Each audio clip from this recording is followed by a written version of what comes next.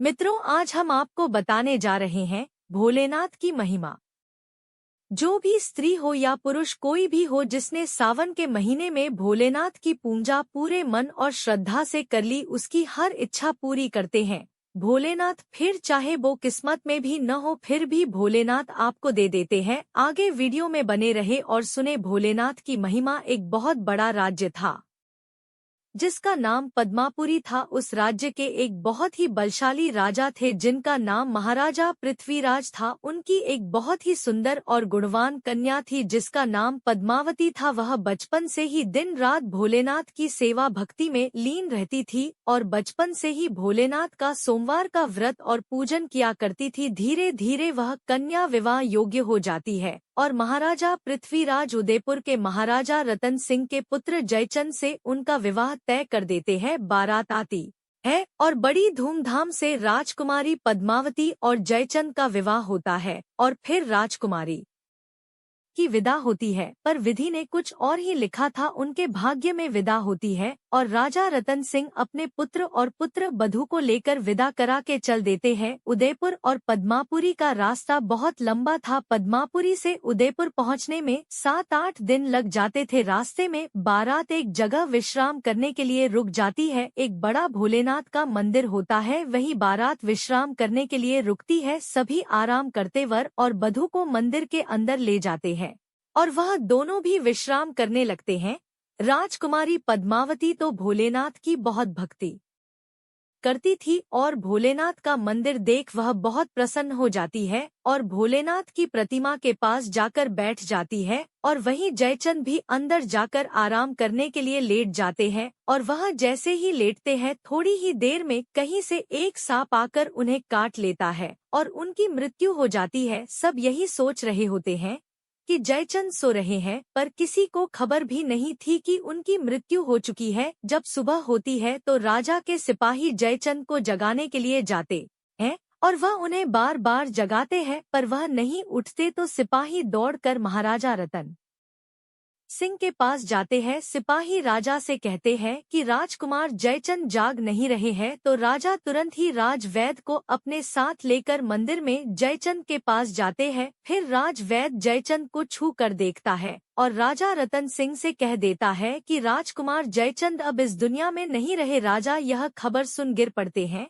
और सारी बारात मातम में बदल जाती है। राजकुमारी पद्मावती की तो जैसे दुनिया ही लुट चुकी थी, वह तो बेहोश हो जाती है। राजकुमार को देखकर राजकुमारी और राजकुमार दोनों के हाथों में विवाह के समय एक कोड़ियों वाला धागा बांधा जाता है। वह दोनों के हाथों में बंधा हुआ होता है और ससुराल पहुंचने से पहले ही राजकुमारी पद्मावती विधवा हो जाती है। जिन भोलेनाथ की वह इतनी पूजा करती थी, उनके मंदिर में ही उनका सुहाग लुट जाता है। जब महाराजा रतन सिंह को होश आता है तो वह अपना होश खो बैठते हैं। अपने पुत्र को मरा हुआ देख उन्हें कुछ होश नहीं रहता है और पुत्र का अंतिम संस्कार कर वह बधू को साथ ले जाने से मना कर देते हैं और कहते हैं, इसके कारण ही मेरा पुत्र मुझसे दूर हो गया है। सब बाराती राज के मंत्री उन्हें बहुत समझाते हैं, पर वह किसी की एक नहीं सुनते हैं और राजकुमारी पद्मावती को मंदिर में ही अकेले छोड़कर चले जाते हैं।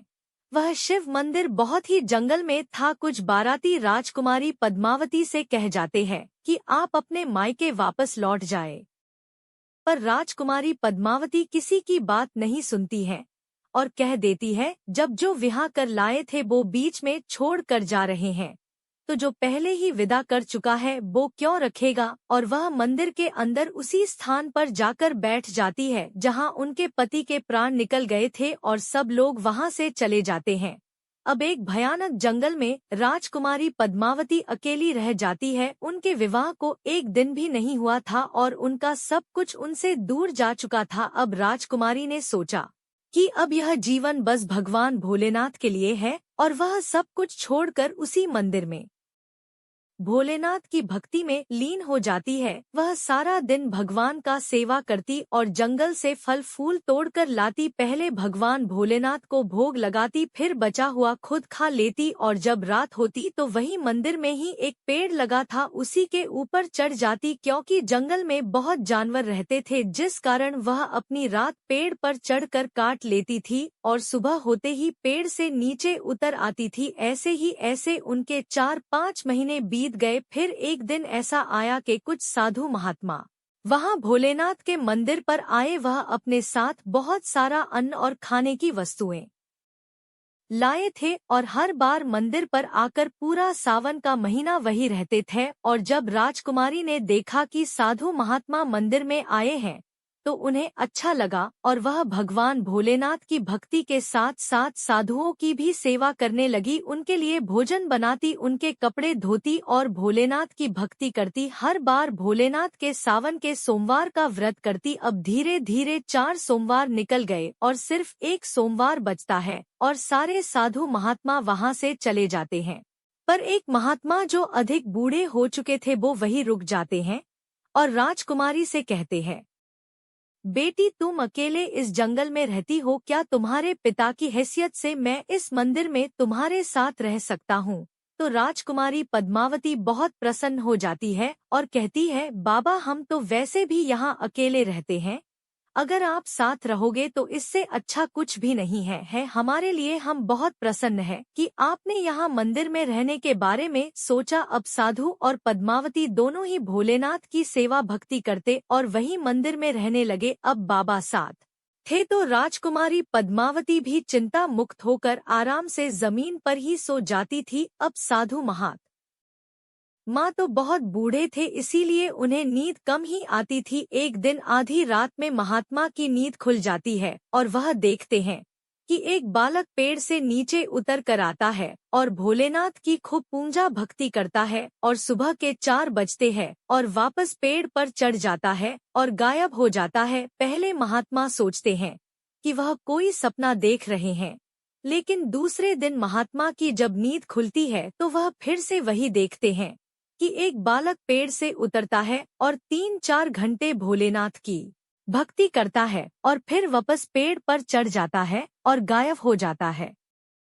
पर इस बार साधु महात्मा ने बड़े गौर से देख लिया था उस बालक को और उनके हाथ में बंधे विवाह के कंगन को भी देख लिया था। और जब सुबह साधु महात्मा राजकुमारी को देखते हैं तो वह उनके हाथ में भी वैसा ही कंगन बंधा देखते हैं तो वो समझ जाते हैं कि इन दोनों के बीच में कोई रिश्ता है। अभी तक तो महात्मा ने बेटी से कुछ नहीं पूछा था, पर कंगन बंधा देख वह बेटी से कहते हैं, बेटी इधर आओ। तो राजकुमारी पद्मावती उनके पास जाती है। महात्मा कहते हैं, बेटी मैं तुमसे कुछ पूछना चाहता हूँ। तो राजकुमारी कहती है, हाँ बाबा पूछिए।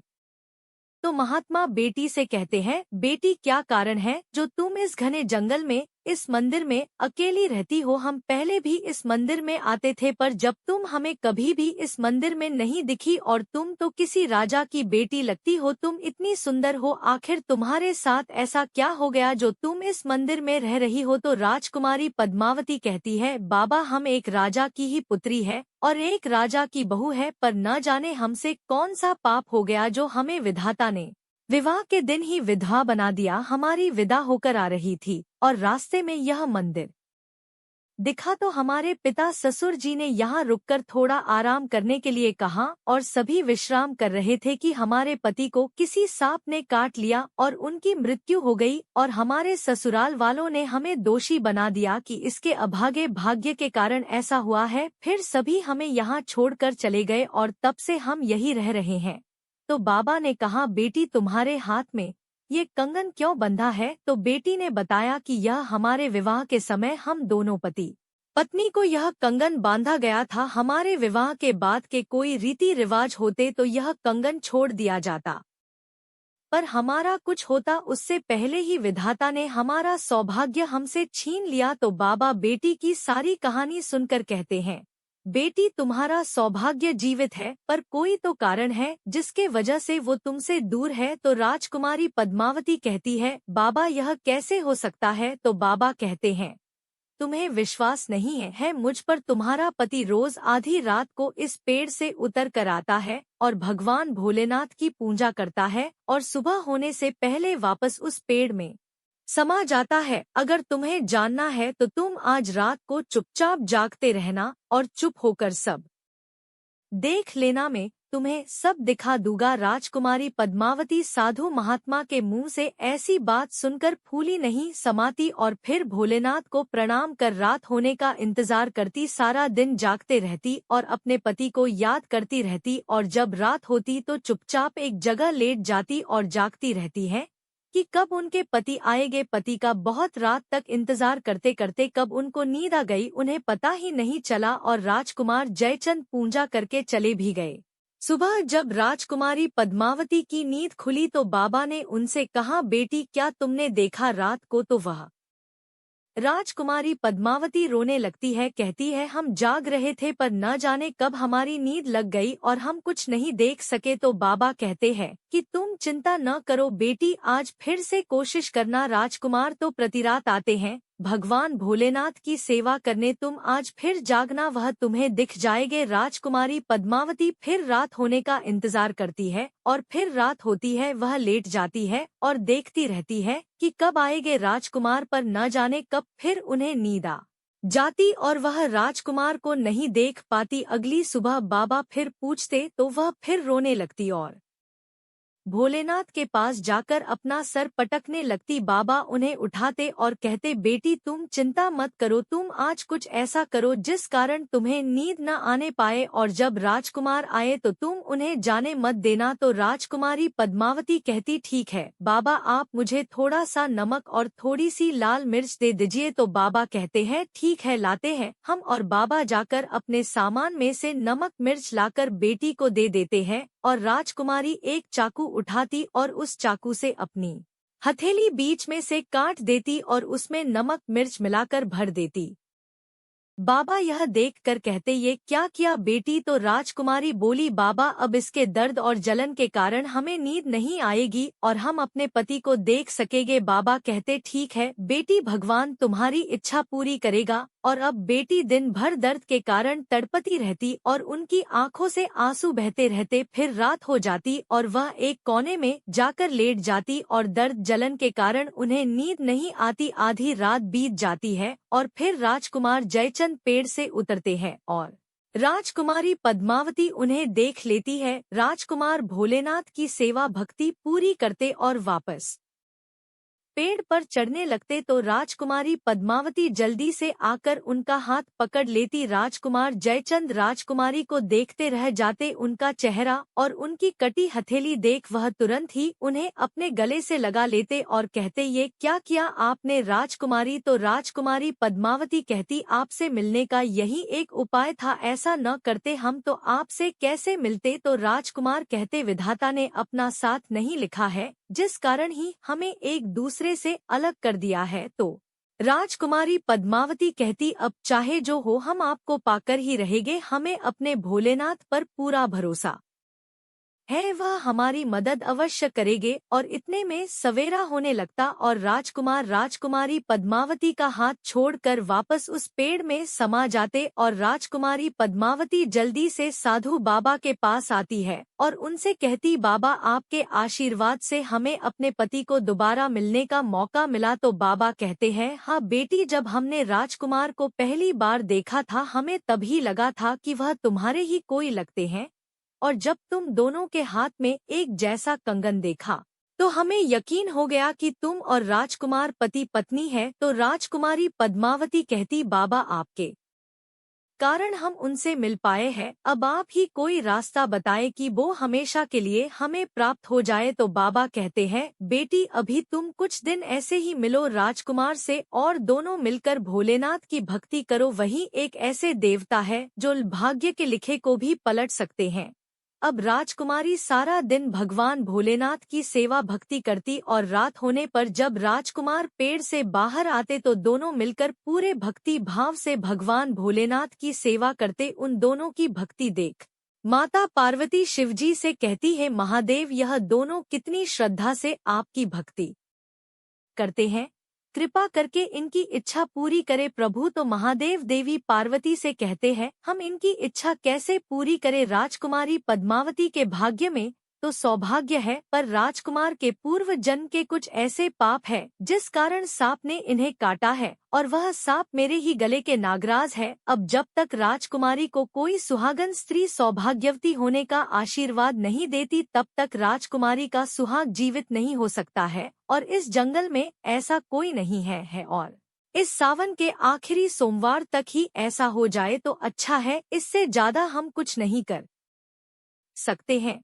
इनके लिए माता पार्वती भोलेनाथ की ऐसी बात सुनकर सोच में पड़ जाती है, और भोलेनाथ ध्यान में मगन हो जाते हैं, और राजकुमार और राजकुमारी दोनों भोलेनाथ की भक्ति में लीन होकर उनकी हर रात पूजा करते। माता पार्वती उनकी भक्ति देख इतनी प्रसन्न हो जाती है कि खुद ही सौभाग्यवती स्त्री का रूप धारण कर मंदिर में प्रकट हो जाती है। तो राजकुमारी पद्मावती और राजकुमार जयचंद उनको देख उनके पैरों में गिर पड़ते हैं, और फिर राजकुमारी पद्मावती माता के पैर पकड़ लेती है और उनसे कहती है, हे माँ, मुझे मेरा सुहाग लौटा दो। तो माता पार्वती कहती, उठो बेटी, अब तुम्हारे दुख के दिन समाप्त हुए, और उन्हें जन्म जन्म तक सौभाग्यवती होने का आशीर्वाद देती है। माता के आशीर्वाद से तुरंत ही राजकुमार जयचंद की आत्मा को उनका शरीर वापस मिल जाता है, और फिर वहां भोलेनाथ प्रकट हो जाते हैं, और दोनों राजकुमार और राजकुमारी भगवान भोलेनाथ को प्रणाम करते हैं। फिर भोलेनाथ माता पार्वती को देखकर मुस्कुराने लगते हैं। तो माता कहती है, क्या बात है प्रभु, आप आज बहुत मुस्कुरा रहे हैं। तो भोलेनाथ कहते हैं, देवी, अगर मैं आपसे यह न कहता कि पद्मावती को सौभाग्यवती होने के आशीर्वाद की आवश्यकता है, तो आप यहाँ कैसे आती। क्योंकि हे देवी, क्या आप भूल गए कि एक पतिव्रता से बड़ी कोई शक्ति नहीं है, और आप तो जगत जननी माँ जगदम्बा है। यह दोनों दिन रात हमारी सेवा कर रहे थे, पर यह आपकी सेवा करना भूल गए, और जब तक कोई हमारी कितनी भी पूजा करे, अगर उसने हमारे साथ आपकी भक्ति नहीं की तो हमारी पूजा अधूरी रह जाती है, और हम उनके लिए चाह कर भी कुछ नहीं कर सकते हैं।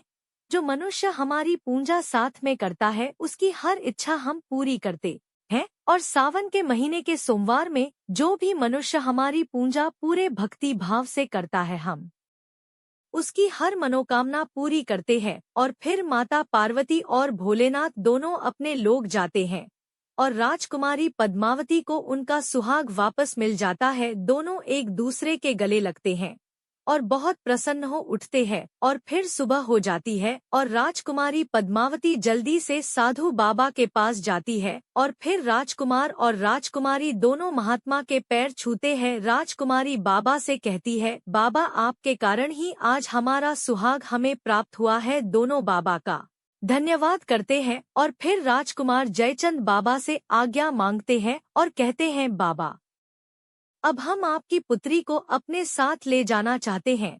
तो बाबा कहते हैं, बेटा, खुशी खुशी ले जाओ। और फिर राजकुमार जयचंद राजकुमारी पद्मावती को अपने साथ अपने राज्य ले जाते हैं, और महाराजा रतन सिंह जब अपने पुत्र को जीवित देखते हैं तो उन्हें तो यकीन ही नहीं होता। तब राजकुमार उन्हें सारी कहानी बता देते हैं, और फिर राजा रतन सिंह अपने पुत्र और पुत्र बधू का स्वागत करते हैं। उनकी सारी रस्में होती है, और फिर उन दोनों का कंगन छोड़ा जाता है। फिर दोनों की मिलन की बेला की रात आ जाती है, और फिर दोनों एक हो जाते हैं। वह दोनों एक दूसरे से ऐसे मिलते हैं मानो जन्मों के बाद मिले हो, और फिर 9वें महीने उन्हें एक सुंदर पुत्र की प्राप्ति होती है। और यही यह कथा समाप्त होती है। मित्रों, इस प्रकार जो भी स्त्री पुरुष सावन के महीने में भोलेनाथ और माता पार्वती दोनों की सेवा पूरे मन से करता है, उसकी हर इच्छा पूरी करते हैं भोलेनाथ। मित्रों, अब आप लोग भी अपनी इच्छा पूरी करना चाहते हैं